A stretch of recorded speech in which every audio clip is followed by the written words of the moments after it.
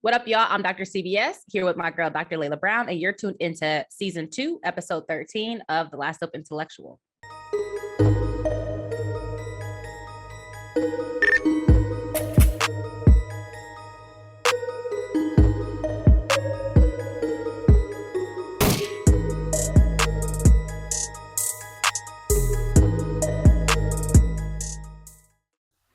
All right, y'all. So before we hop into our shoot the shit topic, as usual, we're going to shout out our patrons. So this week we have Miyashi Smith, Ashish Dixit, and Mahir Joshi. So thank you so much for helping us to pay our producer. We appreciate y'all and keep on sponsoring.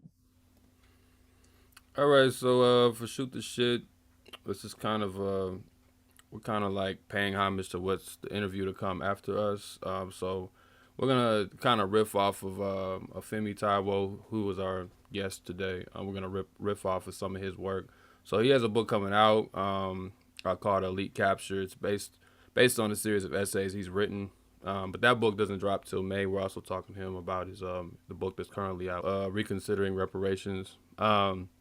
So we want to get more into the elite capture side of this. So one of the pieces that he published preceding the book, and he also talks about this in the book, is a piece called Being in the Room, Privilege, Elite Capture, and Epistemic Deference. And the general premise of that is this idea that if you, and I'm going to read a quote, but if you get the right people in the room where decisions are made about important things, whatever that means, whether it's about schools, policies, whatever, you get the right identities of people in the room, then you can, then that will naturally lead to some kind of quote unquote progress. I know everybody has a critique of what progress even means, or it will lead to some kind of justice, or things will be done properly, essentially.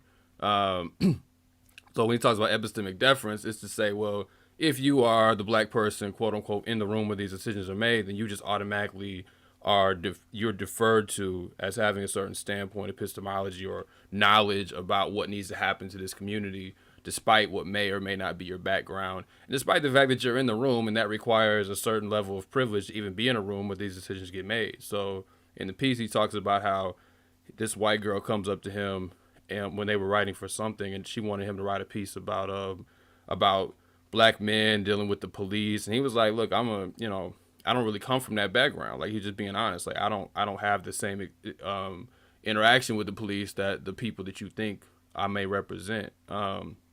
So tying this to a larger point about when we talk about now this push about having a black woman on the Supreme Court, or just this idea of black faces in high spaces, even though I think this is slightly different, because this really is about deferring to people in the room, and people talk about how we got to get our people in the room, and it assumes the room has this like neutrality to it.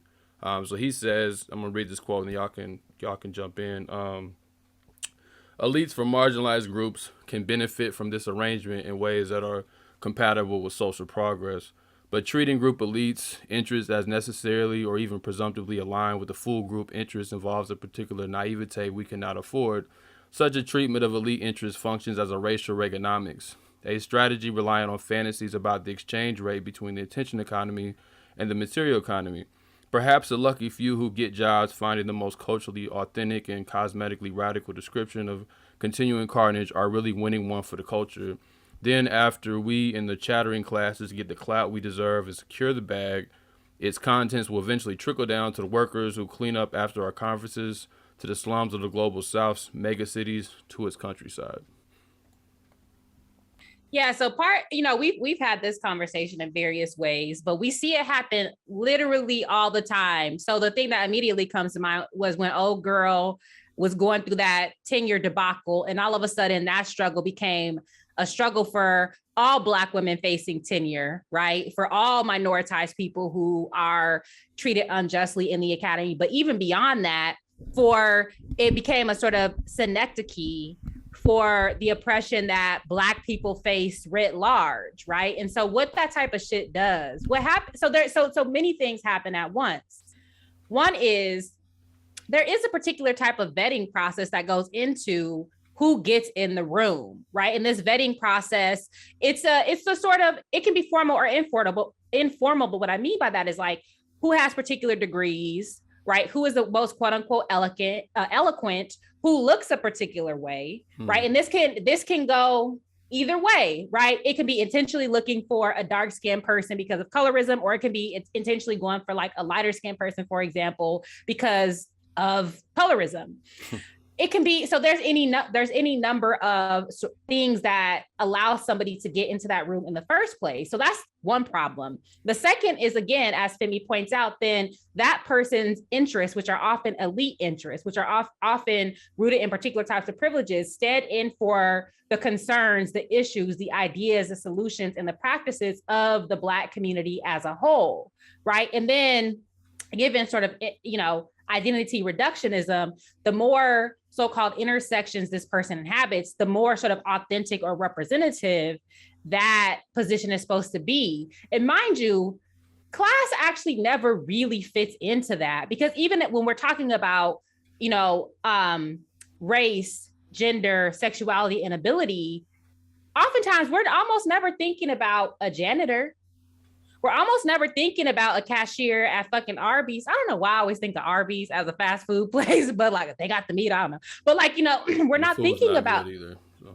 Period. And it stinks. It's fucking roast beef. So anyway, so we're never thinking about people who work, those type of people, right? Those are not the people who generally get into the room, even as we're talking about all of these intersections. And so all of that to say, the problem with elite capture on the one hand, but also the epistemic deference on the other hand, is that deference is possible because oftentimes who's in the room reinscribes the system, reinscribes the status quo, even if they're offering particular types of critiques, because the status quo can absorb and co-opt manifold forms of critique, especially those that allow it to reinscribe itself or allows it to reproduce itself. So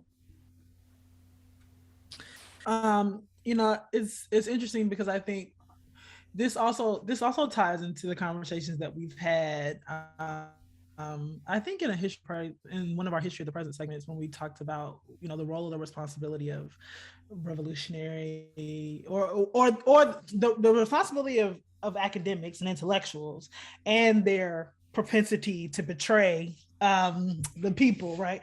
And so one of the things that is making me think about, for me particularly, was that moment for me when I'm going through grad school, and I am, often the only Black person in this space, the only person that comes from a working class background. All of these things are true, but then having to reckon personally with what it means that I no longer even occupy the class position that I grew up with, right? And so even when I think about who I am in the room and what my responsibility is to bring those things to the room, my position has already changed. And I think one of the things that makes that so dangerous in the academy is this fight over tenure, the struggle for tenure, right? And these conversations that people have about what they will and will not say pre and post tenure. And that so many compromises get made pre-tenure that no shit happens post tenure most of the time. All these people who claim that they are delaying, taking a certain stand or saying something that matters in a particular way. And this, again, we're talking about mostly in the confines of the structure of the institutional academy, right? We're not even talking about things beyond that. Well, I'm not even talking about things beyond that right now. When you start making those compromises so early, it's very unlikely that you're going to stop making them, right? It's highly unlikely that the more power you get, the more revolutionary you're going to become. And so then, it does make me think about this struggle constantly over, what we're doing, what people think we represent, and how do we then continue to make sure that we're not only speaking as individuals from our own vantage points and for our own interests, right? And that, I think, is something that you can only do by sort of remaining, I think you have to be true to what you have to offer, while also continuing to stay in relationship to people who have different realities, who have different structural realities than you do, in order to keep those things in constant flow. But I do think it's a complicated tension that has many different levels of the dynamic. Yeah, I mean, I think you raise a good point as far as like as you move, your even what you grew up as changes, and I think sometimes people just aren't honest about that, or people think they can somehow transform that individually. Like this particular piece and some other ones, I was doing a study group here locally, and we were going over this piece, and some of the people in the group was like, well, how do I not become the elite capture? How do we not become? I'm like, well, if you work the job, like, it's not about you individually. Like there's a job on a certain level, and if you take that job, then your interests are going to be privileged over the rest of the group that you represent. It's not about you personally. That's just the way that this works. Like that's just the way that the system functions. So there is no necessarily transforming it like individually. I was like, you have to collectively struggle against something like that. But a lot of times there's this push to this, I think this over obsession, particularly amongst the millennials, with staying authentic and keeping it real. And a lot of people are lying to themselves. So that's why I think that point you made, Layla, is important, that I'm not in the same position and I have to be conscious of that versus now, I'm still, excuse my French, the real nigga, when I'm in the corporate room and I'm the one, I got tattoos and my hair, I got That's Ebonics. That's not French. That was AAVE. Anyway. So it's like, keep it real. Yeah. So it's like people, there's this obsession with being like, so when they get in the room, they've convinced themselves that they still are representing the hood that they came from. When like we've said, there's a process of elimination, and you just got to be honest with that. So he talks about in the piece, you have to ask yourself, why am I even in this room? If they let me in the room, I need to be asking myself, why am I invited to this meeting? Why do they think I should be the person that should make decisions on that? You should always be skeptical of that anyway. If they feel too comfortable with you being in the room, then I think you've already lost. You know what I'm saying? Like, I'm not saying we can't be in positions of power at all, but I'm saying like there should always be a strong tension with that. You should never just be like, yeah, these white folks, they listen to me. Like, and I meet these type of people, and it's like, bro, like it don't work like that. Like, if you're in a room and you're giving advice, we saw that little clip where Biden was talking at the beginning when he first got in. He was talking to the NAACP people, and you saw how they got treated. He was basically cussing them out. He's like, I'm the white boy. I did this. I did that. Okay, let me respond. I've got to go. Let me respond. There's a lot to respond to here. Let's get something straight. You shouldn't be disappointed. What I've done so far is more than anybody else has done this far. Okay, number one. Number two, I mean what I say when I say it. And one of the overwhelming reasons I won, by the way, is because we took on racism in suburbia. White women overwhelmingly voted with me, and black women were the two places where it was overwhelming because we spoke to those concerns. And Vanita, you know what I'm talking about. You and I have talked before. I don't carry around a stamp on my head saying progressive and I'm AOC, but I have more of a record of getting things done in the United States Congress than anybody you know. Anybody you know of getting things accomplished. And that sounds so self-serving. I know that. But like, that's what being in the room is often, is just taking a beating from, whoever. So it ends up being a thing where the people in the room will try to leverage the struggles outside of the room for their own benefit in many cases. So black people are getting shot in the street, and somehow that means I can get hired or get a raise or something. And that's supposed to have some connection, which it doesn't really have, but I can use that to push diversity, or we can use that as a struggle within our own workplace and keep telling ourselves that it has something to do with Mike Brown or something, And I think what's important about that is or the reason why challenging elite capture is so important is because it is very real that those struggles that are happening in the streets are the reason why you got that fucking job. The reason why there's so many jobs in race job, the black jobs I call, or white guilt jobs in academia right now, is because of those movements, right, wrong, or indifferent. And so when you're in the room, you have to remember your responsibility. You have to remember this is a responsibility that you have. You have to redistribute not only knowledge, but also resources, because it is those social movements. And the very sort of essence of elite capture is to use those movements not to make the changes that are demanded there, but to get a few more chips in the cookie up here to manage that shit, right? And the other thing to realize too is that oftentimes when you're in the room, they're not fucking listening to you. They're doing that shit to check a box. And so when you come with your fucking PowerPoint and your suit and all this shit, you're wasting your time, really. Like, it's just representative. They're just, you know, especially if you're like the radical or the left wing person, they're just bringing you so they can say that they did it. And maybe to take a morsel of what you said, fucking co-opt it, change Water it to that something shit all the way down. yeah, articulate it to their liberalism and keep it moving. And so, like, you just have to believe your own. First of all, you have to have analysis, but then you have to believe your own analysis and don't drink the Kool-Aid. Like, oh yeah, oh my, like this means something significant. This means something structurally. No, it don't. But go and say your shit, right? Collect your check and then redistribute that shit. I think it's really simple. And then and be in conversation with the people. Number one, that helped to get you there, but also that you're responsible to, that you're accountable to. No, I mean, that was actually spot on. That was what I was the point I wanted to make, CBS, when you brought that up. My bad. No, really. No, I mean, I just want to reiterate it, that like we got these positions because these struggles outside of these places make it possible. That is putting pressure, and what's important about that, as you said, is to always remember who we're accountable to. So all this, like, and that's what really. I mean, in all my classes, I always spend the first disabusing the meritocracy. Your motherfucking asses did not just get here because you worked hard. Like, and that doesn't mean that you didn't work hard. I don't, saying that you didn't get somewhere because you worked hard is not the same thing as saying you didn't work hard. It's just that that's not necessarily the reason why, right? And I think that we always have to be honest with ourselves about that. Like, I think about, for me, I don't have a position shit. I have a great aunt that went to college. And I believe, Sharice, you also third generation that has a college degree.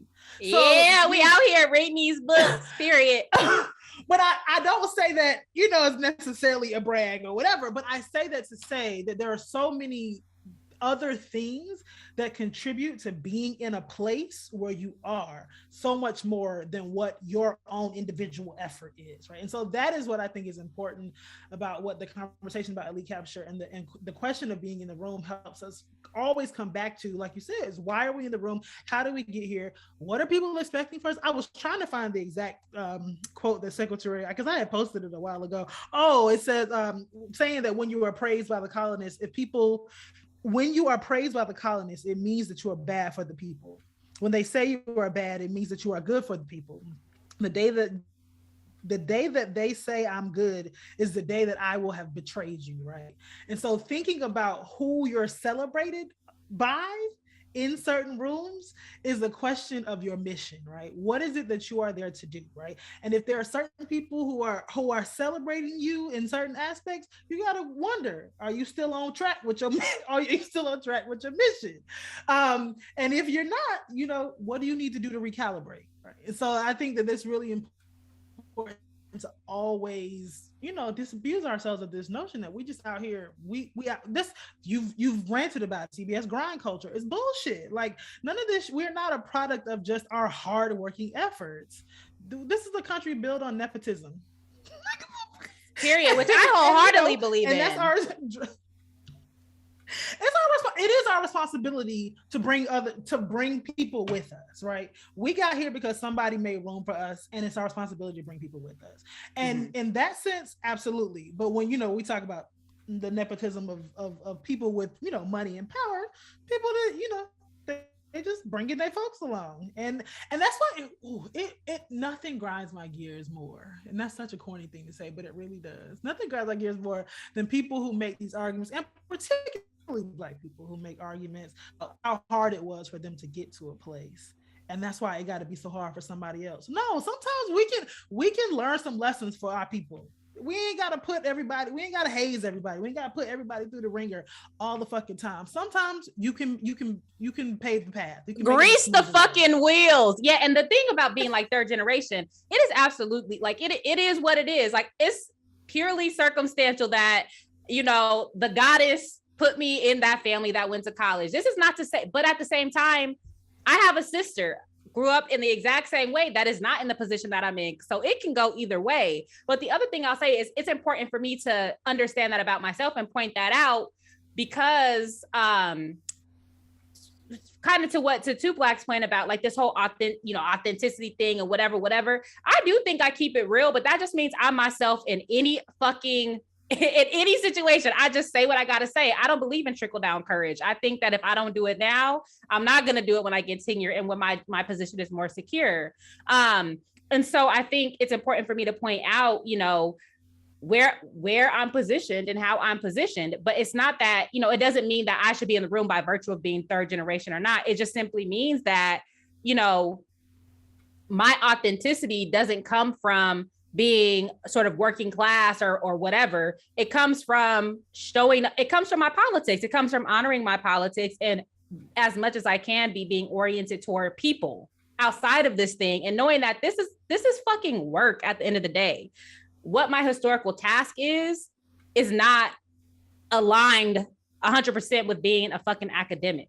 Like that's not what makes me a sort of worthwhile person, period, Yeah, I mean, I just think people, I think both of y'all make good points. Like, I think people obsess over being in the room itself. That's an extension of even if you're in the room, that's supposed to be an extension of, like you said, being in dialogue with the people and representing them. And if you get kicked out of the room, the work continues. But it becomes about securing your space in the room primarily, and everything else is secondary or further back, right? Like everything else is lower on the totem pole, and I have to stay in this room. And you keep telling yourself that by me being in this room, I'm somehow helping my people or whatever. But if you keep conceding so much, what exactly are we getting from you being in the room? I've been having this argument forever. I had this argument when Obama was running for president. Like, if you have to concede all this shit, well, he can't be Malcolm X. One, I wasn't asking for that. Two, if he can't do anything, then what's the fucking point? Like, I just don't. This shit has been driving me crazy for years. Like, if you're gonna be in the room and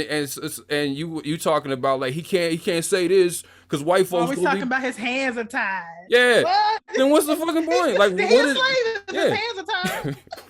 Like, why do you wanna be led by a nigga with his hands tied? I don't, you know what I'm saying? I just don't understand. Like, this really happily with his hands tied. It's one thing if your hands tied and you struggling, if you kicking and shit and struggling to get them shits free, but you just like. He puts his hands out for the handcuffs. Like, hey, just do what you gotta do. Like, like that's what I'm saying. If that's what but I think me and Femi actually, I may not keep this on record. We were supposed to write a piece about how representation has changed throughout time, and how we put like Obama was like a BCAD situation as far as things got much worse. Like once Obama came in, because he really did serve a certain pedagogical model for black folks coming up, that it was okay, even more so, to just kind of like give those things away, and just throw that to the side and just concede certain things. You don't even struggle with them, even if ultimately you don't win those fights. You just concede it and you say whatever. And it's that seat at the table bullshit. Like, we want a seat at the table. The seat at the table in and of itself means nothing. Like, that's what I'm saying. Like, people get confused on the actual thing, and y'all cut up on like, well, we're at the table, we in the room. Like, that ain't the point. Like, the point is, because even the white folks or the rich people, whoever else is in the room, they understand pretty clearly that it ain't just about being here. I'm talking about the people who come from those classes. They are clear of what they're representing. Now, every once in a while, like I think the Boondocks had I think the line was irresponsible white person. You'll be fired. Fired? For what? For being an irresponsible white person. Every once in a while, you get somebody who don't know shit, and they just let you in the room because they don't know what they're doing, And you got thinking about the Boondocks line, Dick riding Obama. Y'all remember that? Dick riding Obama. Obama walked up and said, yes, we can. I said, I wanna ride your nuts, cause I think you're the man. Now I'm Dick riding Obama. That was classic. And that aged well. But I'm just saying, like, every once in a while, because again, this isn't, I think Femi says this in the book, this isn't a conspiracy in a sense of like everybody's sitting in a room like, okay, let's pick Layla and let's pick CB. Like, it's not working like that. So sometimes, in some college where They just think diversity is a random black person. And it just so happens that we'll just pick the radical person because we don't really give a shit about politics, and we'll just bring you in the room. Those are the moments you can exploit. And that does happen more than often. But that's why I'm saying you can't just throw your hands out and just ask for the handcuffs, because you do get there is a lot of irresponsible white people and even irresponsible liberals of any persuasion who don't know what they're doing and will call you into the room just because they think you're smart, just because they think you're articulate, just because they think, you're cool, whatever. Pretty. Yeah. And you can take advantage of that, but that's what them motherfuckers needed to learn from Donald Trump. So what? They gonna reverse this shit. Go in and fucking do shit. Slash and burn. They go chase it anyways. So get some shit while you can. Shit. Goddamn. That's the logic of looting, and that's why it's like we have much to learn from looters. It's smash and grab, but I digress. Just thinking with things that both of you all said. The other problem with being in the room. Okay, so there was there's this meme of like Franklin, who's one of like, the Charlie Brown motherfuckers. He's at the table, he on a lawn chair. And I use that as an analogy because the black people in the room are always going to be on the lawn chair. They're going to be on the stool or they're going to be on some bullshit, right? At the kids' table. And then that becomes the struggle, right? Mm-hmm. That then becomes a struggle. So it's a diversion. And so it's being brutalized in the room then becomes the thing that around which we expect people to mobilize. And again, I'm thinking about old girl in her raggedy ass tenure or whatever, but it's like, the problem is Oprah buying that goddamn bag. That's exactly. The same shit. And so that becomes another problem, is that not understanding how we're positioned is like, you're going to be brutalized in the room because the room is not for you. They threw your goofy ass in there because there was people organizing, and then they co-opted that organizing to do this thing. And so then you have the responsibility not to then try to harness all of the energy to your defense. No, you are supposed to be there to defend the people, not the other way around. And so it becomes this other sort of like, it becomes that other type of distraction. It's like, and this is why I say believe your own analysis. Just assume you're going to be treated badly. Hello? This is a white supremacist, capitalist, settler, colonial society. What did you think? And so then to go back and expect people to have the fucking change.org petition about you and to write their think pieces about you, or to even if you don't expect it, to not sort of mitigate that and be like, hey, this is not the fight, this is not the struggle, is another problematic of elite capture and another reason why you cannot be irresponsible, or we have to understand what the actual dynamics are of being in the room, right? And that assumes you're going to be treated badly, I think is really important, because like I will say this, it does not make for an enjoyable human experience, but we're not enjoying humanity on a whole lot of levels. And so one of the things I would say about that is like, I had a very hostile relationship to being in my graduate program the entire time that I was there. Like for 7 years, I was like, these motherfuckers don't know what the fuck I'm doing. They don't care what I'm doing. They don't really want me here. Like, I got to figure this shit out. Right. And in a lot of ways it can make, and I will say this, like because I was at home and I had other places to be comfortable, I was able to find some humanity elsewhere, but I do think it is important to that particular thing that you said, Sharice, to like assume that you're going to be treated badly, because when you let that guard down and you start feeling comfortable, that's when you start thinking you're a part of that shit, and that's when you start forgetting who you're accountable to, and then you think, oh, I can just slide on over here and live this little cushy life, and I can just make this compromise and make this and do this and do that and do that, and I ain't gotta do shit. And then all of a sudden you realize, oh, my kids sitting in the classroom with no motherfucking other black kids. I live in a neighborhood where I don't see nobody that look like me. I am so removed from what the conditions of life were. And that's not to say that, like, you got to sacrifice any creature comforts. I'm not saying that. But that when you look up 10, 15, 20 years later and you realize that your life is completely disconnected from all the people that got you where you are, it comes from those little incremental decisions about getting comfortable in certain spaces. And so we do have to like learn how to live with the discomfort, right? And not necessarily always seek the comfort, because the comfort often comes with compromising principles. Yeah, you forgot to add quickly. Sorry, you twist out dry and nobody told you. I can't stand you. I can't stand. Yeah, Look at Candace Owens.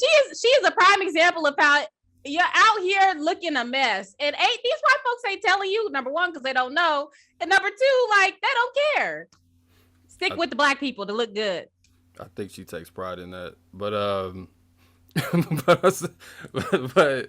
but no, I mean, I think one of the things that epitomizes this kind of I don't even know what to call it. I would usually call them black brunchers, but I don't want to, piss off my co-host. Strike that shit from the record. Rude. But I think one thing that epitomizes this class of black professionals, I'll just keep it very simple. That there's a lot of people who want to have it both ways, and I think I think that is the primary contradiction within that group of people. Is they really want to have it both ways. And I don't think that's an individualistic thing. I think that's just how people have been socialized. So you want to have all the luxury and all the, freedom, and black people deserve this and all that. But, you also want to be, this, at least seen as, you don't really want to put in the work, but you want to be seen as this kind of revolutionary, progressive, whatever figure. Like, you want to have it both ways. But, like, if you're going to do one, like, you can't have the other. Like, it just doesn't work that way. Like, if you're actually gonna be the irritant that you think you are in your head, then you're not gonna be able to experience all the luxury. It doesn't mean you can't have any happy moments and you have to live in poverty all your life. I'm not saying that, and I hate when people make that, they go to that extreme, because often what you're experiencing in these places isn't gonna be worse than somebody who is in poverty, So it's like whatever. But I'm just saying, like, they want to have it both ways. And when you tell them that they can't have it both ways, there's a very visceral response, that they get. So a lot of the stuff that we even get about, when we're talking about white privilege or some of these kind of like DEI kind of conversations, is really just about, like, I don't feel very happy in my workplace because I don't like this contradiction. But you don't want to do anything that actually overturns, like Femi talks about. You don't want to do any actual world building. That's how you actually would repair that, quote unquote, is if you actually overturn what the system is. But you're not going to get that by trying to have it both ways, And it's just like, I don't know what point people are going to have to just accept that you can't have it that way. And it's like, as long as we keep trying to sell it both ways, that you can have black joy and be so happy, and then at the same time, like, we're going to overthrow oppression. Like, what do you think oppression is?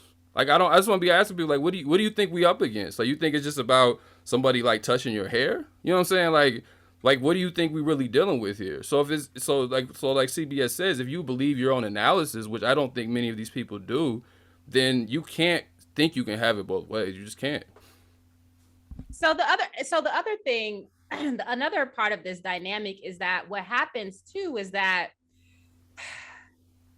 expect that you're going to get attacked by white supremacists in the right wing, and don't hide behind that shit. Because what happens is that we give people a pass because they're attacked by white supremacists. And then what that says to radicals like us is that, oh, you can't critique this person, or you're doing the job of white supremacy by saying Kamala's raggedy as fuck, or by saying Stacey Abrams is raggedy as fuck. Right? Or by saying this fucking black female Supreme Court nomination deserves particular types of critique from our community. Our critiques, right? Not the white supremacist, racist critiques, not the Joe and the Ho critiques, but actual bona fide critiques that have to do with the types of harm that you're doing to our community. And so that's the other thing that happens, that we rush to defend these people because they are under duress. And that doesn't mean that there are not legitimate critiques to which you should be subjected, nor does it mean that we have to ride for you. We can defend you from white supremacy, or we can point out that this is a white supremacist attack, but we're not obligated to ride for you if your shit is whack just because you are, at all of these different types of intersections. Like, that's the other quagmire too, is that when people get into the room and then they become the de facto spokesperson, then there's this discourse that there's some obligation not to say shit about them. And a perfect, example of this is like people like Ilhan Omar. Ilhan Omar does a lot of things that are important. Ilhan Omar does a lot of raggedy ass shit. And people are like, how dare, even leftists or social dems or whatever, people who are on the US left will be like, well, focus on what she does do or whatever, as if the other bullshit shouldn't be brought to our attention. What do you think PE is? How do you think you raise people's consciousness if we just continually let things slide? And so I just, wanted to throw that into the mix as well. Yeah, I mean, even with that, it's like, okay, y'all are mad that people brought it up, but I think I've said this on the show before. On one side, there's like 5 leftists that you think have all this power when they bring something up on Twitter, and you're like, don't criticize this person. But then on the other side, like we're seen as irrelevant and unrealistic. So if we're irrelevant and unrealistic, then why are you responding? Like that's one thing. Like I always find that weird. Like if our show is such an irrelevant thing, then why do you feel so sensitive when somebody says even the slightest thing about somebody in these positions? And that's what I'm saying. I think these people are not very secure with where they're at. I just that's just what I've seen through even my own to use experience for once. People usually are not very secure with being in these positions. You know, there's a certain like insecurity they carry. Like I don't know if I should be here or whatever. And it's not about their skill sets. It's more so like, you know, always trying to prove that they're black or whatever. It's just weird. You know, it's a whole revenge of the nerds things going on or whatever. But like, I don't really get it. But I'm just saying like that. I think that also just ties back to the point as far as like he says in this quote, and we did an episode on this on Black Myths as far as like this trickle down blackness or this that, and I think a lot of black people still believe that you know, if we by protecting you know, a professor at a university who can't get tenure, that is protecting all of us. Or by protecting Obama, even, this is why I try to empathize with people. They think by protecting Obama from all the attacks from the right that they were protecting themselves. I don't think that actually proves to be true at all. But I think that is something we've had to deal with, and that's why we were going to write that piece on representation, because there was maybe I don't even know if it's true, but maybe there was a time where that made more sense, particularly you know Jim Crow era. That made more sense that we protect these people, and it does extend more so to us than it does today. And I was saying today, I think whatever connections those were, I think a lot of those connections are lost because capitalism has moved to a different stage. So I just don't think that in 1940 protecting someone might have meant something different than it's going to mean in 2022. Protecting someone who's in a more elite position. I still don't think either one is perfect, but I think that would make more sense during that time. And I think we still carry that kind of like, you know, uplift politics, you know, to this day. And I just think it's outdated. I just don't think it holds up anymore. And I think a lot of people are starting to see that. It doesn't. And part of the problem with that is that even if you wanted to give some leeway to people to not have a critical conversation about Obama in front of certain audiences, you could have that. But then what happens is we don't have it anymore. And then we have no critique, right? And then we have no critique, we have no analysis, we have no internal critique and analysis, and then we have no way forward, right? And so all we're ever concerned with is having somebody there. And then, like you said, like both of you all have said, then the politics becomes defending the person that's there rather than having a more, you know, robust understanding of what's even possible, right? Because if we know, because that's the thing, right? Barack Obama got elected 2008, and everybody wanted to make us think that, oh, well, he's got to get elected again. He's got to get elected again to do what? If he can do some shit if he can't do some shit in the first 4 years, what the fuck he gonna do in the second 4 years? And if he didn't do it, he ain't gonna do it. And that's the thing, like, you know, the way this shit works, like I mentioned earlier, this is where I just really feel like, you know, Donald Trump is a lesson learned in a lot of ways. But one of them is just fucking wreck shop on motherfuckers. Like, if you're gonna overturn all this shit anyway, may as well veto all the shit I can, rush all the other shit I can, write some shit in, and let some motherfuckers take some shit in these 4 years, right? And that's the problem. Like, we're always working for these optics to get people to continue to allow us in. But again, Tupac, you said this very clearly. If the point is just to be there and it ain't to do shit being there, we may as well work elsewhere. Because now we just sitting around a bunch of motherfuckers that we ain't comfortable around. For what? And then that becomes the politic. Yeah. That becomes a representation of the politic. It's like, I'm willing to do that. I'm willing to be uncomfortable. I'm willing to have these battles. I'm willing to get these death threats. And then that becomes a politic. It's like, okay, but what is you doing though? What are you doing though? Right? And so it becomes sort of representation and recognition and performance, and not about actual sort of material outcomes. I do think that the left needs to be realistic. I do think that we actually have to do a better job of understanding the correlation of forces, even as we're struggling for something else. Because I do think the so-called ultra leftists can be a little unrealistic and unreasonable, right? Even in what they expect from they don't have a realistic understanding of what can be expected from an Ilhan Omar or Rashida Tlaib or any of these other types of people. Even that could be unrealistic, right? But I don't think that we have to give them a pass just because white folks don't like them. That cannot be our baseline, right? That cannot be a baseline of virtue, and that can't be a baseline of why we need to defend folks, irrespective of what they do. That's goofy.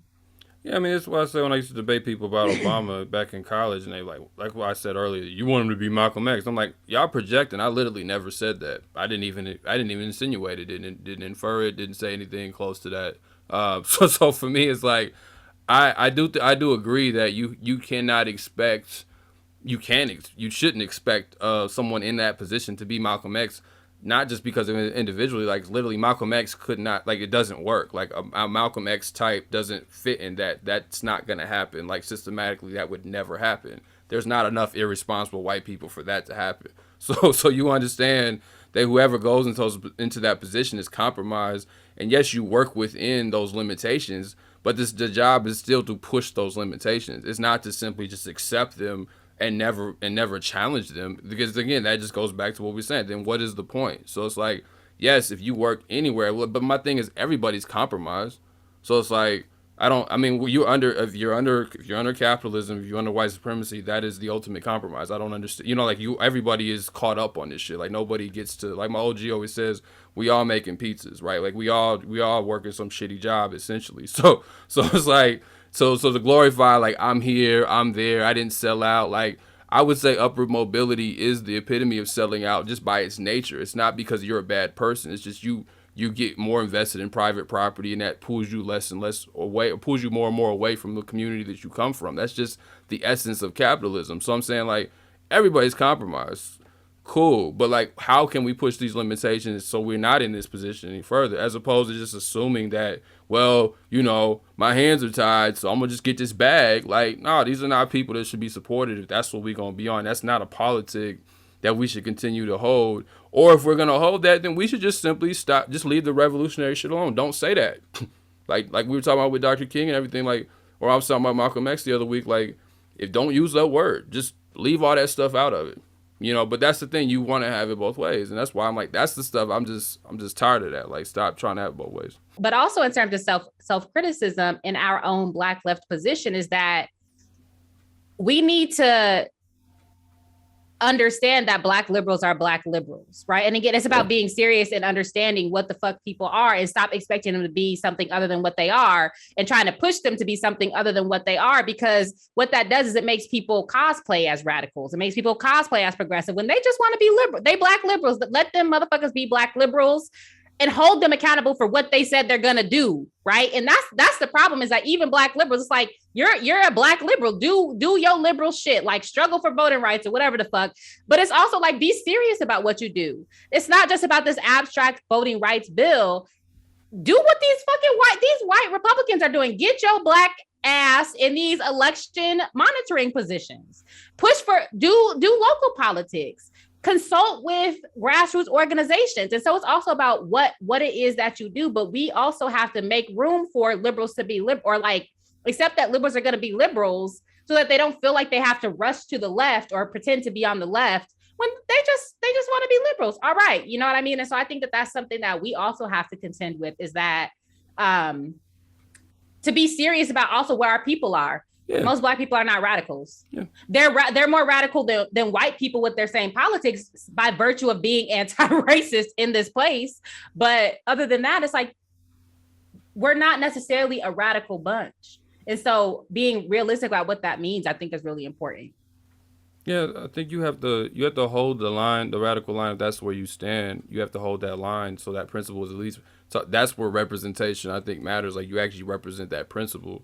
And whether people go with it or not, they need to know that principle exists, and it's your job to articulate that principle as well as you can as well, not to just be just loosey goosey about it. But that's why I say push the limitations. I think if things were pushed to their logical conclusions, like the contradictions would be much clearer to people. So if Obama would have just done everything he could have done, quote unquote, even if that meant nothing that really changed, I think that would be and clear. not even just for Black people. If he had just done the shit that he said that was good for the population in general.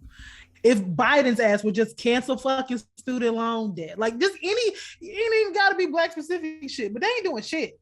So that's the other problem. That's what I'm saying. Like assuming that position of just my hands is tied, like that we ain't got no time for that. Like, so I agree. Like if you a liberal, I may not rock with it. That's why I can be cool with like people, because I just, it's where you at, whatever, we can talk, whatever. But it's like, but if something's happening in your situation and you can't even hold up a liberal principle, like you said, CBS, then then maybe you should call yourself something else. So I'm just saying, like, that's why I say principles are like the thing I've found is like the most universal. If you can be principled on whatever, like I always say, Republicans are more principled than Democrats. I'm not saying they're more ethical or more moral, but they are more principled. And they are just better organized. Yeah, the right wing is better. I mean, they have history on their side. They have historical momentum, and they have the current reality on their side always, but they're just simply more organized at all levels, and that's why they win. Yeah, and they cheat. Despite being, and cheating is one of their principles. Say what? I said, and cheating. You said they're more principled. Cheating is one of their principles. Yeah, principles don't have to be moral. Principles are just what they are, right? They don't have to align with our moral values, but they're just, this is my belief system, and this is what I'm going to carry it out this way. That's all, so they do that, even if it's not to our benefit. I think this is also just ties in with many of the conversations we've already had on this show, as far as what we were talking about, being a class traitor or, various things like, but at the end of the day, like, I always bring up contradictions, but I think that's what this always points to for me. It's just like, you can't, like I said, you can't have it both ways.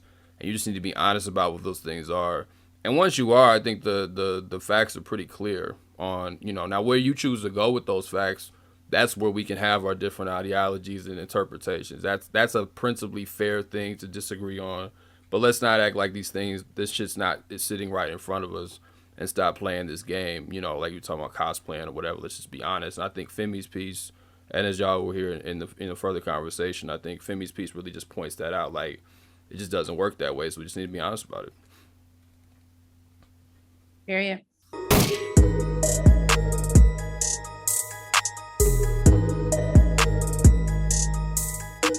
All right, y'all. So for this week's planting thoughts, we have the Dieffenbachia saguan. So this plant is native to the tropical Americas, from Mexico, the Caribbean, down to Brazil. So there are a lot of different varieties of this plant. But one of the things about this plant is that it is otherwise referred to as a dumb cane. One of the reasons why it's referred to as a dumb cane is that it was used as a tool of punishment for enslaved Africans. Now, so for this reason, I have a very complicated relationship to this plant. This plant can give you a lot of pleasure because it grows very quickly. It's pretty easy. It just needs light and regular water. Like, you really don't have to do anything special. Like, you can see even in this ugly ass weather here in Germany, no light, not a lot of anything, is just constantly growing. So it gives me a lot of pleasure in the houseplant sense, but it also often makes me think about the histories of enslavement in the different ways that we have been tortured. And so one of the things that this plant in particular makes me think about is the way that we can take things and make them into things that they obviously were not intended to be as they are in nature, but they can also serve a beautiful purpose in our life. So the Dieffenbachia saguan is something that makes me think about the complicated nature of life. And that is this week's planting thoughts.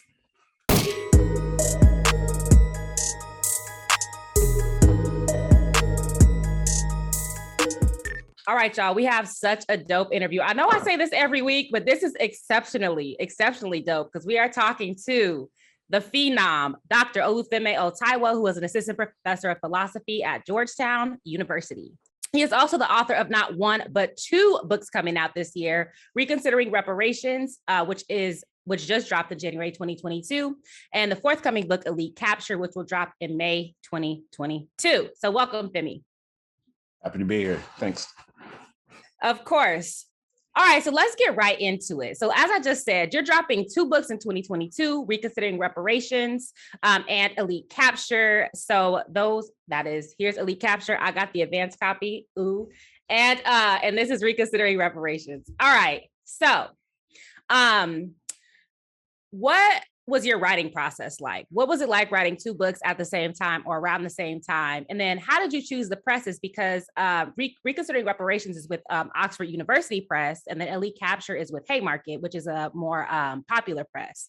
And then were you intentional about choosing an academic press and a popular press? And then also, how do these books speak to each other? So the writing process was, Reparations is something I started working on in grad school, just because it was something organizers around me were thinking about, something that I had been racking my brain around, just because there's some philosophical issues under it that are, that kind of unite stuff that's obviously important on an activist organizer side of things with things that are interesting, for nerds, right? So it brought together a lot of stuff that I think about. And so I started writing. I wrote a paper on it like the last couple years of grad school. I tried to send it to journals. They sent it back. They're like, that's hilarious. And I was like, all right, I don't have, there's a lot to get into, and I don't know, maybe somebody could probably do it in an article length, but I felt I needed more space to think about it, so it ended up becoming a book. And I've been writing it for years, and I was in the last stages of it when Elite Capture happened. I just put out two articles, one in Boston Review and one in The Philosopher, both of which I thought were just going to be like little things that maybe some academics would read, and more people read both of them than I thought. And so at that point I was just like, oh, there's more here than I realized. And it's not really an academic conversation, right? Or it's not just an academic conversation. So that's why I went with Haymarket. They've been putting out really good left books for forever. They put out Miriam Kaba's book, and they're just really good to work with. So that's how I ended up over there. I see you got the Robin Kelly blurb. I see you. Robin the God Kelly. Listen. The GOAT. See, I always say the GOAT, but yes, the GOAT, the God, whichever. Yeah. So I wanted to ask a follow-up question, which is still about your writing process, but it's about audience. Because in Reconsidering Reparations, you say that there's an important difference between being accountable to everyone in principle and in practice trying to answer to everyone. So being aware of this difference is important because the latter can result in centering our analyses and investigations around things white people are insecure about, specifically in the academy. So I wanted to ask, how did you arrive at your understanding of the difference between these two? How has your writing changed as a result of this realization over time? And how does this help you mentor and advise other writers through their own processes? I think it was actually trying to get the first reparations article through peer review. The things the reviewers said to me, it wasn't like they were just out of pocket and talking about, stuff questions that nobody should have, right? There are questions around, who should get reparations and what would the implementation process be like? And, there's a bunch of questions. But I've just been through that so many times where you try to get something through peer review and you just know in advance before you even send it, what they're going to say back, because you know what kinds of questions the average person who's in the academy in a position to review your work is going to have, right? And those are some of the questions worth answering, but they're not all of them. And we spend all this time trying to, literally the structure of peer review is anticipate what an average person who has a degree in this field is going to think about this topic, and you end up, by the structure of the field, writing for that person just to get past these gatekeepers. And it's like, you can't really, that's not a way to work through really any set of issues exclusively, but especially not Black issues, right? Because we're not, largely in a lot of journals, not all journals obviously, but in a lot of journals we're not the gatekeepers, right? And so, what does it matter? I'll put it a different way. Why is it an average white political philosopher who decides like what the most important objections are as far as reparations? That doesn't make sense, right? So I think that got me thinking more generally. Because they ain't get none. Like, you ain't get reparations anyway, so this doesn't pertain to you, William. Yeah, and it's, from there, it's just like, that's, so many issues are like that. It's not just reparations, right? So many things that we write and think about. And so we just have to understand that the audience, whether in a really obvious way, like peer review, where they can actually just say, no, we're not going to publish this, or a more subtle way, like, whoever the audience of a particular publication is, but they're writing your work with you, right? Because in anticipating how they're going to respond, you're deciding what to address, what to leave aside, how to address the things that you're saying, right? And you just have to, that's something you have to be aware of at any level of this, and books are no exception, articles are no exception. And so I think now that I'm on the mentoring side of things, that's just something that I try to be really explicit about when I'm talking to people who are students who are working towards, getting their own stuff out. You have to figure out what you think, but you also have to think about which audiences are going to think in those directions with you. That might mean splitting your work up into parts and be like, okay, this part I can talk about over here. This other part I'm going to need to talk about over here.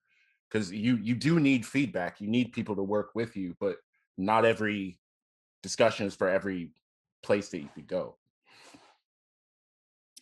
That's very helpful. It's so funny. I just had my manuscript workshop, and a lot of what you're saying about like audience, what can you say? And there were some sticky bits where I was like, I'm not doing that shit. But then there were other things that are like, I'm glad that we had this conversation because other people are going to have these questions and these pushbacks as well. So that's really helpful. But in keeping with thinking about how we talk about reparations, in the introduction of Reconsidering Reparations, you say that you offer up a constructive view of reparations as part of a global project of world making. You also say that you engage reparations throughout the book through, quote, through the, quote, intellectual culture of justice, holding out hope that it will exist one day, end quote. So can you elaborate on this and specifically what you're responding to? Because it seems that if you're taking a constructive view, there are other ways to go about taking up reparations, right? So yeah. So there are a couple views of reparations I'm responding to in the book. One I call the harm repair view. So that's the view that what reparations is supposed to do is to make the group of people receiving reparations better off, right? So there's a wealth gap, there's problems in terms of the quality of housing that Black folks have, and the point of reparations is just a tool to get people from this level of life opportunities to a better one. And then there's another view of reparations I call the relationship repair view that says, well, in a lot of senses, relationships were destroyed by slavery and racial domination, Jim Crow, all those things, right? People's relationships with themselves, people's relationships within the community, people's relationships of, you know, African Americans with the United States government, or First Nations in Canada with the Canadian government, or the Caribbean with the United Kingdom, wherever we're thinking, right? And so it's fixing those relationships that reparations should do, right? It's communicating that we really think slavery and racial domination was wrong, and that we're really prepared to live in a different way with each other. And I'm, you know, the constructive view isn't saying like there's nothing to those two ways of thinking about it, but it's just saying also, you know, it's not an accident that in this system that people have fucked up relationships, and that Black and Indigenous people are poorer and more preyed upon by police, and et cetera, right? So you can today send out some checks and apologies, but if you keep that system in place, tomorrow that stuff is going to come back. So you have to change the system directly, as well as giving people money, as well as fixing relationships. So it's just adding on to, you know, it's just a wider maybe perspective than those two, I think. I mean, and I think you draw on this in other ways too, because you note that the conversation about reparations happens on many different levels, right? So like in the US, it's conceived of as largely a national project. And you sort of mentioned some of the ways that it's been, you know, that conversations have started about reparations in the US. In the Caribbean, CARICOM is an example of a sort of regional or supranational approach to reparations. And then on the continent, you know, things are even more tricky because of the sort of proximity of complicit indigenous collaborators and those who were, you know, victimized and otherwise harmed by the systems of slavery and colonization. But in spite of these nuanced complexities, you note that slavery, colonialism, and the political structures they produced were and are a global phenomenon. And this leads you to focus on a more global theoretical perspective on reparations. Can you talk more about how you attempt to hold all of these sort of differing approaches to reparations in your work, and what a global perspective on reparations allows us to see that some of the other perspectives might obscure? Yeah, in a way, I'm really just kind of taking my cues from the broad history of all this the past few centuries, but just especially those few decades after the Second World War, right? Because those are the decades where you get, you know, the civil rights movement here in the States, the national independence movements of Asia and Africa.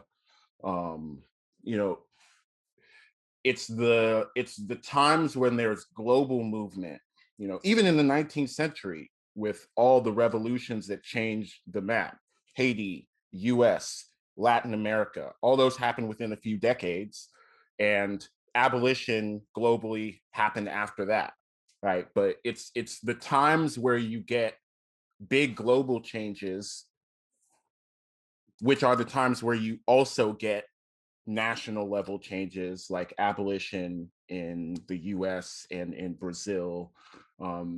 It's those times when the whole world is standing up that you get the Voting Rights Act here, changes to immigration law here. And it's because, you know, I think it just is a consequence of the fact that these political systems are global, right? You know, at the end of the day, it's the same set of shareholders whose money we'd be fucking with in Congo who are holding housing stock and lobbying politicians here in the States and in Canada or wherever, right? Like, whatever, you know, as seriously as we might take these borders, capital has never taken them seriously, right? It's never been borders for capital, and that's why all this shit happened, right? Like, all of these things were people manipulating politics and economics across oceans, across the entire planet, starting in the 15th century. And I just think, you know, the more movement there is, the more movement will win. And if nothing else, that's the kind of thing that counts in favor of thinking globally, thinking on a planet scale. But if we need another thing, we might point out that climate change is planetary, right? And that none of us are, nobody, even China, nobody is in a position to just, deal with their emissions and think that the planet's going to respond to on their territory with like a recognition of their singular effort. It's just not how ecosystems work. And so even if all that other stuff I said wasn't true, climate politics is going to demand global politics of some kind. That is a perfect segue to where we are going next. So in fact, in the chapter, What's Next? Reparations Require Climate Justice, you make the very important argument that the climate crisis arises from the exact same political history as slavery and colonialism. So movements for reparations are inseparable from struggles against ecological destruction and degradation. And then you use Hurricane Katrina to elucidate this interconnection and go on to analyze a longer history of how colonial and imperialist capitalist accumulation devastated physical and biological worlds across the planet. So can you say more about how the climate crisis exacerbates injustice and how ongoing organizing for reparations can help to combat that? Yeah, so one thing that I think a lot of scholars have talked about, but that Ruthie Gilmore has put in a really clear and helpful way, is that these racial categories, whatever else they are also, she uses this phrase, differential distributions of vulnerability to premature death.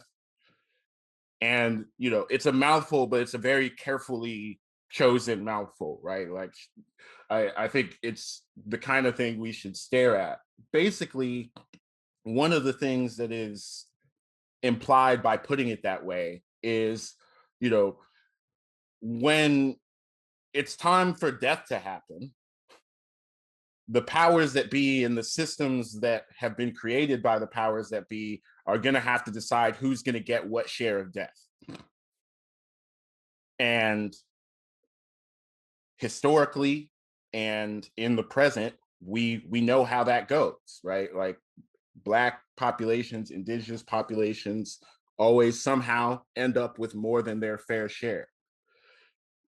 And this is something I've been on soapbox a little bit about. We have to think about climate change in scientific terms, right? It's what the ecology is doing, what the sea level is doing, what the hurricanes are like. All that stuff is absolutely necessary. We got to pay attention to what's going on over there. But that's not the end of the story. That's the beginning of the story, right? And the rest of the story is, how do our political systems respond to that? And that's what I used Katrina to say, right?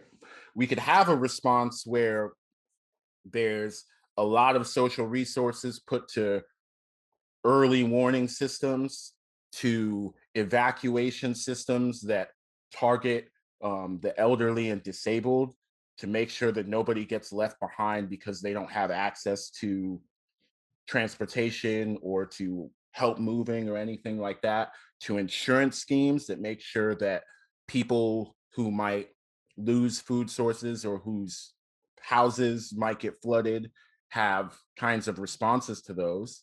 And every one of those systems was racially stratified after Katrina, right? Incarcerated people, disproportionately Black and brown, like everywhere else, were left in waist-high water. People who couldn't leave or just didn't leave for whatever reason were treated as vigilantes and looters and criminals if they were looking for food and medicine and were Black, but were treated as, people who were just victims of a hurricane if they were looking for food and medicine and were white. And on top of that, the kind of recovery in the area was also racially stratified. If you had a home with a high appraised value, which white people systematically get better appraisals of the value of their property, then you got more of an insurance payout than Black folk did. So every stage of this doesn't, it's not a situation where we're thinking necessarily that a group of people are in a room and just saying, okay, we're going to make sure this is worse for Black people than anybody else. But all of these existing forms of discrimination and worse treatment are built into how the social system works in the first place. So you don't need a council of people in a room deciding to make climate disaster more of a problem for Black folk than for other people. It's just how things will respond unless we get out in front of it and prevent those kinds of things. So that's just one disaster that's an example of, I think, where politics in general is going the rest of this century, unless and until, we figure out ways to advance climate justice and racial justice. So I think that what you said about Ruthie Gilmore is like spot on. One thing that I'm thinking about though is not only vulnerability to premature death, but also slow and ongoing death, because it's not extermination, right? It's ongoing and that's the capital of it all, right? Because you need a class of laborers, right? Of highly exploitable laborers, but you can still kill them slowly, right? And I'm thinking here with like we charge genocide, and so because premature death can just it's giving extermination, right? But it's not that. Sometimes it is, but often it's not, because capital can't kill off all the workers. You have to keep people somehow, but then you have to keep them oppressed. And so I was just thinking about that. But yeah, that's bars from Ruthie, and like what you said is spot on. Mm-hmm.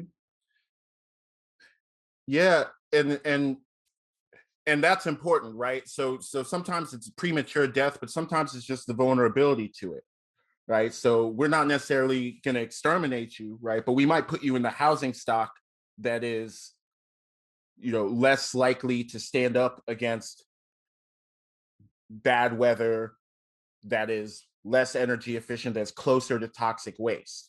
That will burn up, right? Yep. As is the case in the Bronx, that will collapse on top of you, as was the case in Miami. So, yep. So this is not the first time we talked about reparations on the show, but this is our more sort of explicit conversation about it. But a few weeks ago, we had Bob Brown on the show to talk about his work, We Demand the Full Disclosure of Digital and Digitization of All Slavery Era Records. That book is a sort of primary source document, which really documents decades of lawsuits filed against various cities, insurance companies, and the Catholic Church for their role in the trafficking of African peoples. But one of the things that came up during our conversation with him is that, I think the work is certainly beneficial to conversations over reparations. And, he even mentioned in the interview, he thinks that it's very easy to come up with what the numbers should be in terms of calculating it, but that he's not necessarily a proponent of reparations, but not for the same reasons that like Reed and Hughes or the ways that you mentioned in your book. One of his arguments is that the language about reparations is in that this is an issue about the language of reparations, and that the harm done by slavery and colonization cannot in fact be repaired, right? And so that conversation can also tend to obscure the harm done to indigenous peoples in the Americas in particular. He also notes that the language of reparations isn't necessarily correct because reparations go to victims of war.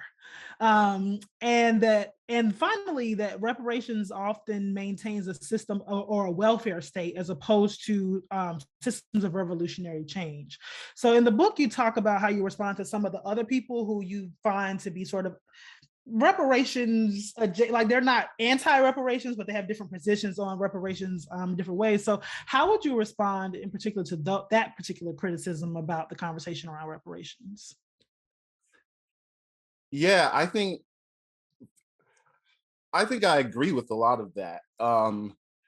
I at least agree that the language of reparations is potentially misleading, right? Because for exactly the reason he said, this is something that comes up in a really technical way in the harm repair debate, because a lot of the people making harm repair arguments are people who are legally trained. And so the model of harm that they're using comes from, tort law, injury law, and it's about getting you back to the level of welfare that you were at before the injury, right? But if slavery and colonialism built the world that you live in, and it built the social identity that you have in that world, then what's the before? It's not obvious how to answer that. A lot of people try to make that into, a lot of academics try to make that into an argument against reparations. I think it's better, I think it's better as an argument against thinking of reparations in that way, right? And so I think where to go from that criticism is to take on the point that, they're maybe getting back to the level before the harm isn't the right target.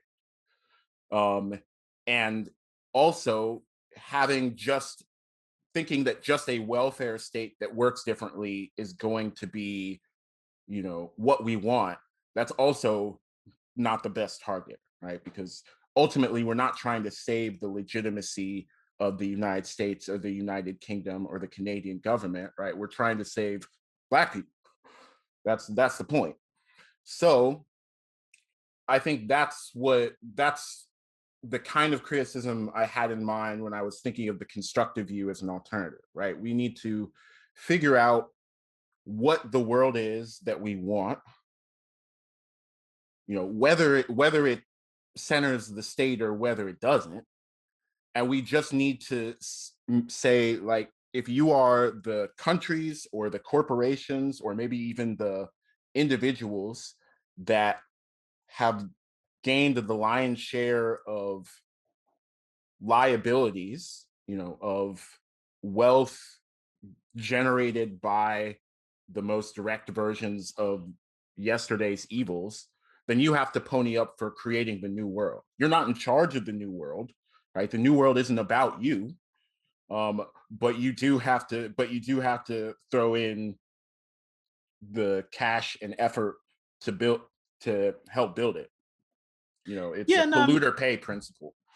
Yeah, no, I think it's really interesting because a lot of what I think is helpful in the conversation around reparations in a very basic way is for people to understand the way that no matter, when people try to make these arguments, well, I didn't, when white people try to make these arguments, well, I didn't own slaves. Yeah, but you continue to reap the benefits in so many ways. And I think that for me, that's the conversation that I find useful in the classrooms, with other people, with my students, when we talk about what reparations helps us to think about. But I think we can never leave that alone by itself and not have these conversations about the types of worlds that we want to build outside of what it means to pay me what you owe me, right? and not in a direct way, but in a general sense. Right. Bitch better have my money.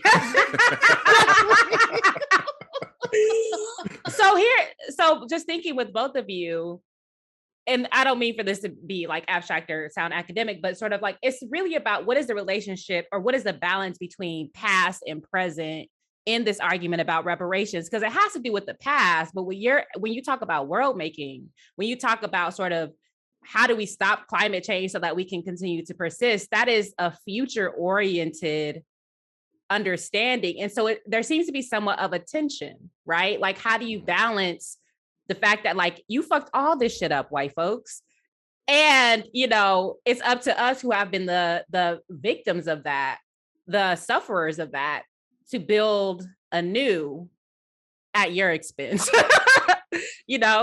And so I wonder, do you see that also as a tension, like between past and future? Yeah, I think that's a major tension, and it's a tension between the constructive view of reparations and these other views, right? So maybe what you think is, well, what we want essentially are back wages, right? That's one way to go if you think harm repair is what we're trying to do, right? Back wages, or maybe the past kind of inherited non-payment of reparations, however it is you're thinking about it, but there was a past event, either non-payment of wages or non-payment of reparations, and we need to do something in the present to rectify that.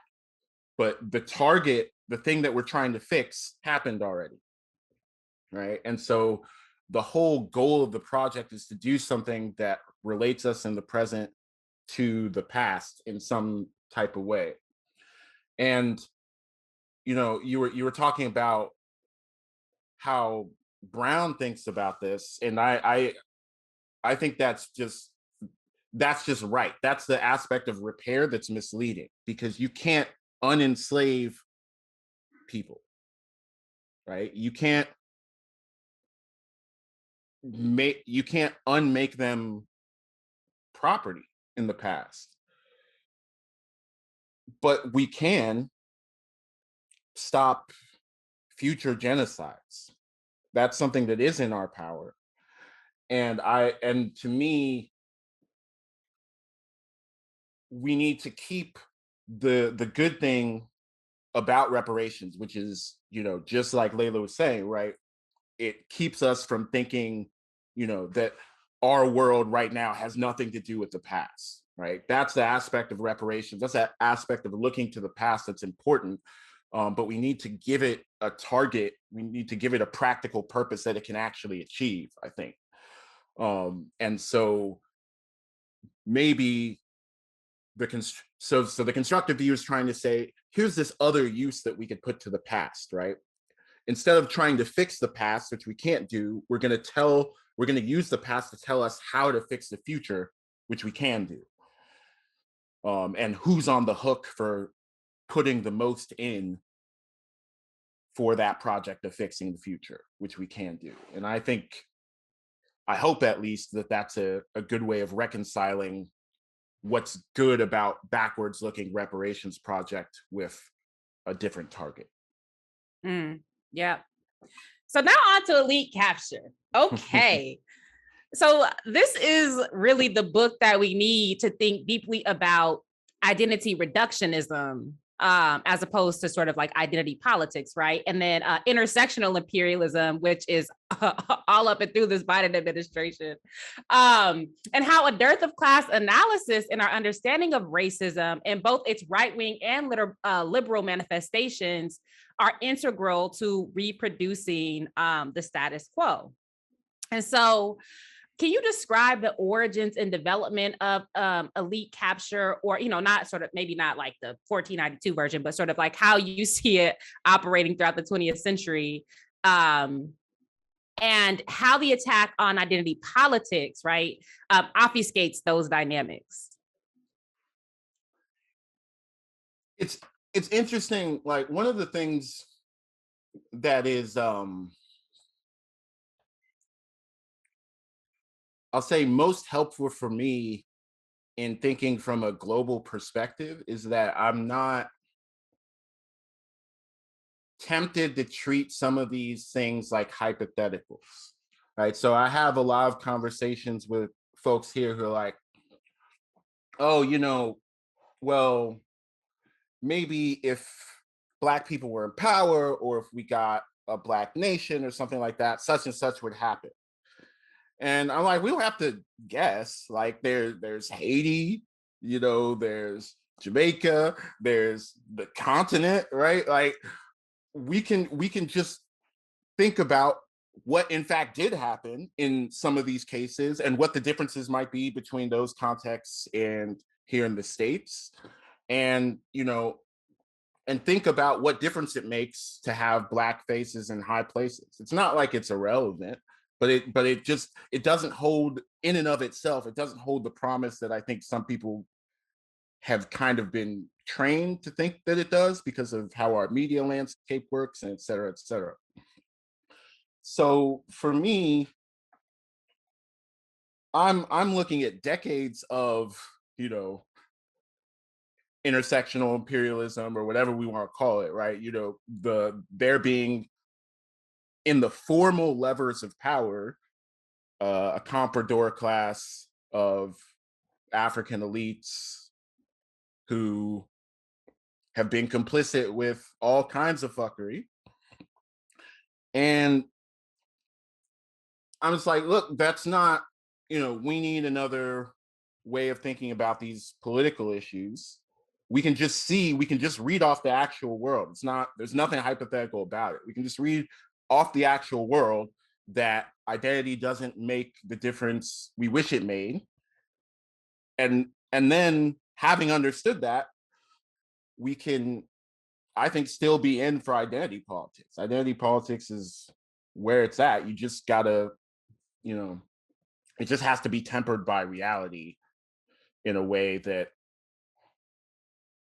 it doesn't always seem in the US Academy and the US media landscape beyond the Academy. It doesn't always seem like, we're still talking about first in 2021. Like, come on. Like, I mean, I guess to me, where does the question, what then politics looking like, fit into this idea of identity politics? Because political identification, right? If we understand political identification or ideology as an aspect of identity, I think that that's the question we're not asking, right? And so this is particularly important right now. And I hope that you're on the fucking lecture circuit talking about this shit, because this is what's up like at top of mind in the US because of the Supreme Court justice nomination, right? Like, it's gonna be a Black woman. And I'm just like, okay, so it's gonna be Condoleezza Rice or it's gonna be Kamala because that's the horizon of possibility, right? And I jokingly tweeted Derica like, hey, you get your nomination letter yet, sis? Because like,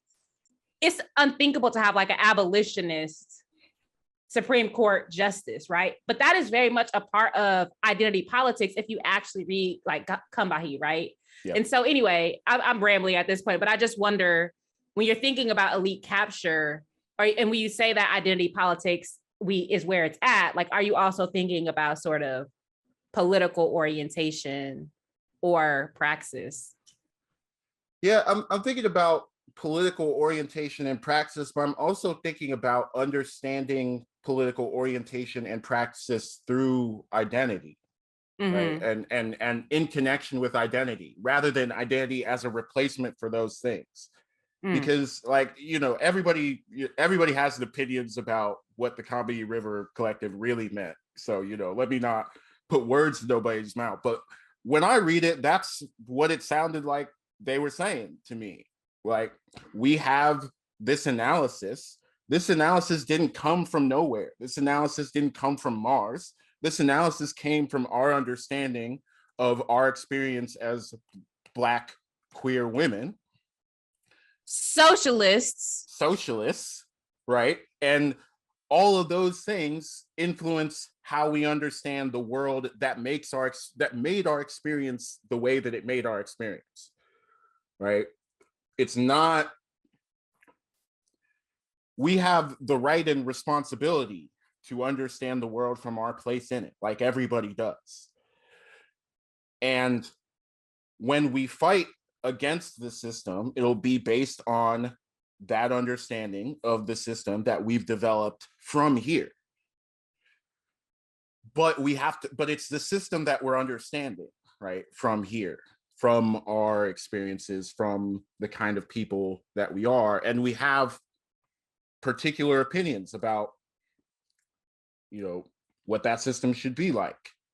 They broke away from the National Black Feminist Organization because of differences of opinion about what combating that looked like. Not because those people weren't also, Black women or didn't also share aspects of experience and identity with them, but because they had a different political analysis. And so, they were acknowledging that their political analysis mattered while acknowledging that where their political analysis came from also mattered. Both of those things mattered together. No, I mean, I think that's a really important way to always think about what it means to live in a world that is informed by the ways that we are seen and perceived and exist, but that we also have to be engaged in a particular kind of analysis that allows us to think about those kind of social implications along with the sort of economic and other kinds of structural implications of what it means to exist in those ways. So I am really, I'm working on a piece right now, which is in an edited volume, and it's supposed to be written from the perspective of 2120. And it's this handbook of global politics. And I'm thinking a lot about futures, right? But not about like Afrofuturism in the kind of pop culture sense. But what struck me about reading these two works together is that on the one hand, in reconsidering reparations, you're thinking through Adam Getachu's framework of sort of world making after empire, along with the kind of in elite capture, thinking about this notion that the point is to change the world, right, through Marx and I. So I was struck by the way you ended the book. And you talk about this, you have this discussion of the moral and emotional demands the constructive approach requires of us. You say that, quote, we can never plan nor build a better world without collectively cultivating diverse kinds of moral and emotional discipline. The discussion that follows is an interesting one because of the way we engage in politics and trauma. And like there is just something about and this it's just the last 3 pages I think of the book, but in the time that I spent in some organizing circles, I had a lot of conflict over how much trauma inform those spaces.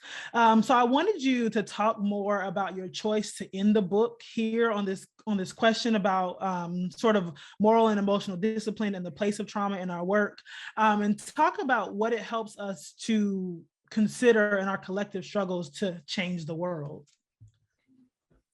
Yeah, sometimes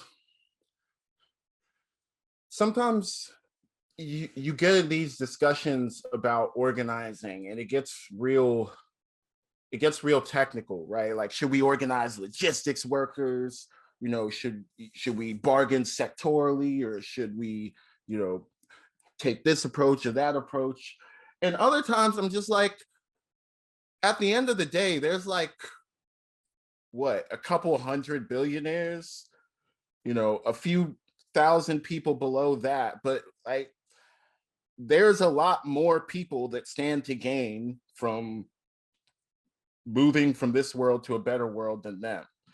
And really the big thing in between us and them isn't this technical stuff about how we're going to organize this shop or that shop, but it's really, how can we sit in a fucking room with each other long enough to do whatever it is that we're going to do to change the world.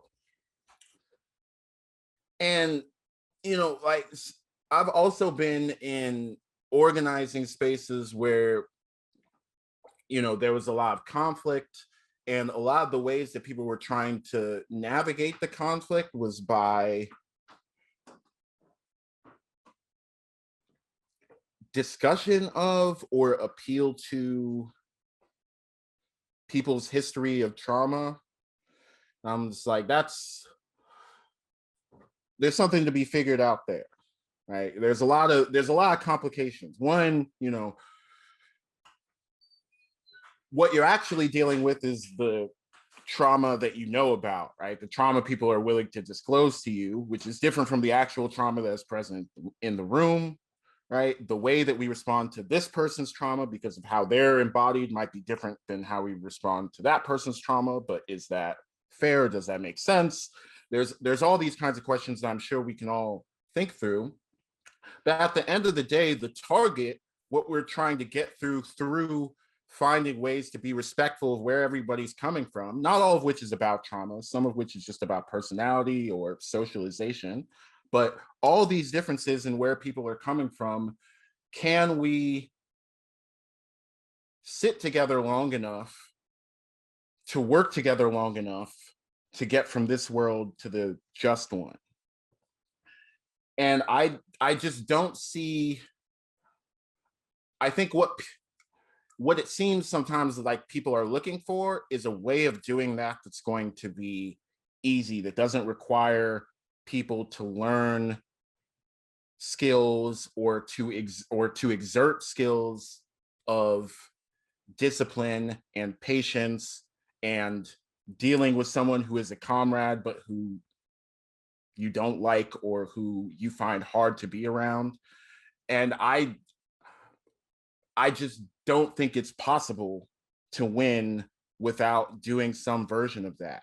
We have to be really careful about whether we make fair demands of people, right? I'm not saying, put people and their abusers in the same subcommittee, right? That's not the move either, but neither is the move like anybody who rubs anybody the wrong way has to be expelled, right? So what's the thing in between those? I don't have the answer to that, but so which is part of why I end the book there. All I feel empowered to say is that we should be looking for the answer to that. If I had one, I would have said it. But I think it's at least worth staring directly at the problem. Yeah, go ahead. No, I was just thinking it's such a complicated thing, because I think on the one hand, I've been in places where similar to the way identity politics can end up taking over, and it's like the trauma becomes the center of the space, and then the politics about dealing with it gets lost. But then even earlier today, Sharice and I were having a conversation. We were messaging each other back and forth on Instagram about how do we actually deal with, she shared a post with me about how do we actually deal with people who have caused folks harm in places, with other people. And that if we are, what does it mean that we always take every, we require that when people cause harm, everybody around them is supposed to completely sanction them as a human being. And then what does that mean for the world that we are actually trying to create if there's no room for anybody, not necessarily the victim, not necessarily the people, who were immediately in the fallout of that, but if there's no room for anybody to have some sort of human relationship with that person, then is that not the same critique that we have of the way prisons don't rehabilitate, right? There has to be somewhere in between that allows somebody to do that work with people who have caused harm, if we're trying to think about, world making in a real way. Oh yeah, but people have to be serious too. I mean, I think I agree with, and this is not even a negation, it's just part of the conversation. It's this is a stupid ass analogy, but it's kind of okay, I don't like when people are musty, but that doesn't mean that musty people have assaulted me with their scent. Do you know what I'm saying? It simply means that sometimes that I am offended by must, but it doesn't mean that I am assaulted by that, right? And so all of that to say, sometimes discomfort or annoyance, or even something that infuriates you, that's not harm. Okay, that is not violence. And that gets really, really difficult when trauma becomes a politic itself. But I'm also thinking here with Erica, friend of our show, Erica Kane's, her piece about the limits of lived experience, because it's the same type of shit. You can have had 50 experiences with a particular group that experience of whatever it is, whatever type of sort of discrimination or whatever, but that's still a data point of one, right? And so lived experience is important, but it doesn't stand in for other types of relationality, right? Or other broader types of analysis. And so I just wonder, I think that your book sort of opens up that conversation as well about lived experience. Yeah, I hope so. And where I would hope we end up is that, just tying that point to what Layla was saying, practically speaking, we need to be able to have something to do with recognition of harm, violence, and discomfort other than excommunication, other than removing somebody from the field of change makers, right? Just from a straight up practical perspective, if our goal is to change the world, we're going to need people to do that. It's not like we're going to need a lot of people to do that. And I don't have a reserve of ideologically and morally perfect people, you know, to call on as an army to change the world, right? So like a lot of times we get stuck at the principled stage, right? Like, what are you really saying about harm and violence if such and such person, you know, can be friends with such and such other person? And I'm like, what are you saying about the actual requirements of confronting the police and border patrol and the Pentagon and the White House and the IMF and the World Bank and et cetera, if we're talking in abstract principle terms about what it's going to take to tear down every prison and et cetera. That's on top of what Layla was saying, which is, you know, if we're really abolitionists, let's say, not everybody is an abolitionist, but if we're really abolitionists, and we really think people right now who are on, you know, who are facing years and years of prison time for doing harm, right? If we really think it should be the position of society that those people are people still, I hope we all think that, you know, how could we excommunicate musty people, right? Or you know, or people who have done, you know, levels of harm below that, right? Musty like, ass shit. We gotta, I don't know. It's, again, it comes down to, you know, we're trying to reason at the level of principles, but materially, what do we believe? Not of, is harm in the abstract, is harm in the abstract, or this kind of harm in the abstract, or that kind of harm in the abstract, is that totally unacceptable? But is this person, this actual person, is that person for everyone totally unacceptable? Can't be a part of this or that. Like, we need to get the conversation there, and there's still questions there. You know, some people should be kicked out of organizing space. I'm not, you know, like that's real. But we need to decide how we do that on the basis of what we're trying to achieve in the world, and not what we're trying to achieve on the level of abstract principle. No, I asked this question. I think I've asked some version of this question to every guest that we've had that thinks about this in any kind of way. In what we, because I asked Derica a similar question about love in the place of abolition, and it is really something that I'm struggling with, because I remember years ago I went to a training at the Highlander Center, and we were having a discussion about King's notion of the beloved community, and I just remember being like, everybody don't belong in the beloved community. Like, I don't love everybody. And even on these questions of harm, right? Like, you know, we're having a conversation about reparations, and so we're talking about a major material historical harm that has been done over generations, and where certain people don't have a place, right? And so, like, I don't know, I'm appreciative of this conversation, of every conversation we've had about this, because I think none of us necessarily have the answers, but it is something that I want to constantly be in conversation about, because I have my own uncomfortable tensions about how, because, you know, people don't always realize it. I got attitude too, and sometimes I don't want to deal with people either, but I really do want to figure out how to do this work in a different type of way.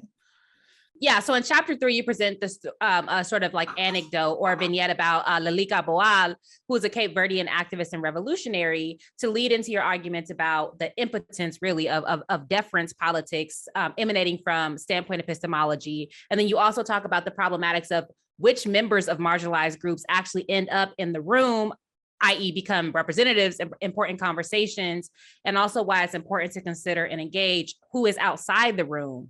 So first, can you tell us just a little bit more about Boal and why you chose her story as an entry point into this discussion? And then why do you have this whole chapter about who is and isn't in the room? Yeah, so she was born to a family of Cape Verdeans who lived near one of the colonial prisons that the Portuguese Empire ran. Her radicalization involved her developing an unlikely, really close relationship with white Portuguese people because they were anti-fascist. They came to visit their child who was incarcerated in that facility, and then going to help lead a movement for the anti-colonial freedom of Guinea-Bissau and Cape Verde. And something I talk about in the book is that the Cape Verdeans were kind of elevated by the Portuguese above Bissau Guineans, right? So there's a kind of crossing of social lines up and a crossing of social lines down these invented colonial hierarchies.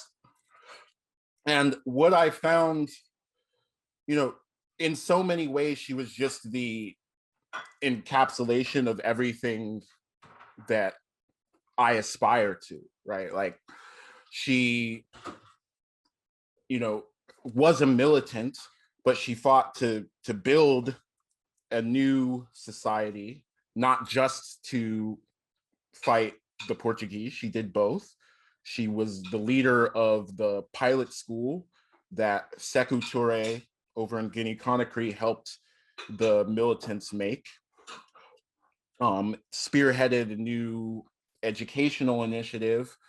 And at every step of the way, what she accomplished, you know, worked across these hierarchies in a constructive way. Right? It wasn't, you know, a lot of these connections she made in Lisbon, right, in the heart of the empire she was fighting against. When she wasn't making connections at the prisons run by the empire, right? She didn't wait for perfect, uncorrupted, totally pure circumstances. She worked with the circumstances that she had, and she made the kind of difference that most of us just can only dream of making, right? They defeated the Portuguese Empire in a military conflict, which decolonized, in this sense, Cape Verde, Guinea-Bissau, and Portugal. Portugal had a revolution to overthrow its fascist dictatorship because of the work that she and these other militants were doing.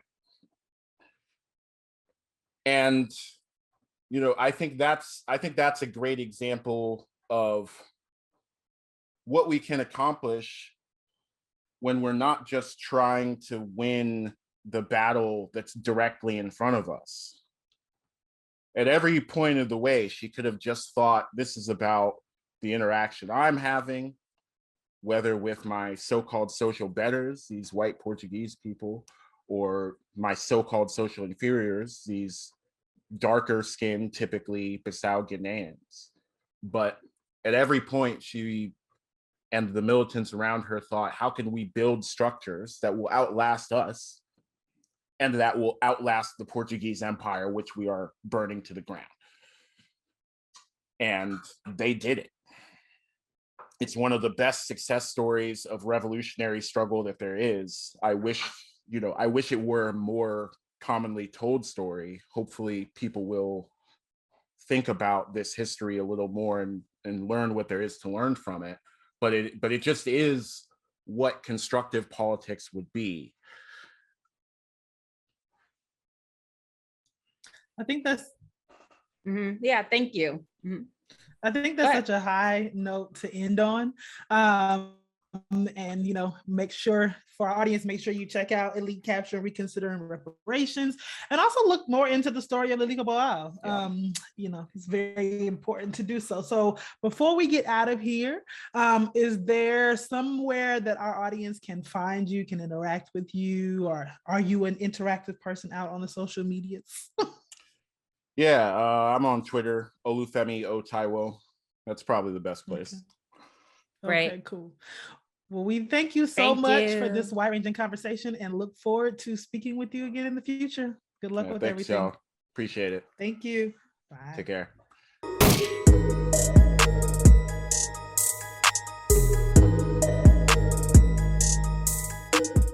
right, y'all. I got a short and sweet rant this week. I'm thinking a lot about this whole hubbub about a Black woman being nominated to the Supreme Court. And I know I don't have to tell this audience that, but I just want to reiterate, do not get caught up in this bullshit. Do not get caught up in the identity reductionism. We know how this is going to work. It's not going to be people like you or me on the Supreme Court. It's going to be people like Kamala Harris or Condoleezza Rice on the Supreme Court. And so, yes, we know representation is important, but lest we forget about Clarence Thomas's goofy ass, lest we forget about the slate of horrible Supreme Court decisions that have come down, not only in 2021, but previously, even with a liberal majority. The Supreme Court is pro-corporate. The Supreme Court is anti-worker. The Supreme Court is pro-profit. And so it does not matter if that person, it doesn't matter if the person that they nominate is a Black woman. No matter what, she is going to be inscribed in, and her powers are going to be used toward continuing the empire. And so while we're taking sides on whether it should be, I don't know none of their names. I don't know none of these liberal motherfuckers, but like when we're taking sides on who this Black woman ought to be, just remember that Black women in the helm of US government are conscripted to be the mammies of empire. And so don't use your energy rah-rahing or going back and forth about this shit. Use your energy toward organizing. Use your energy toward empowering women who actually have your best interest in mind. So that's all I want to say. Whoever gets on the Supreme Court, fuck you too. And your mama too.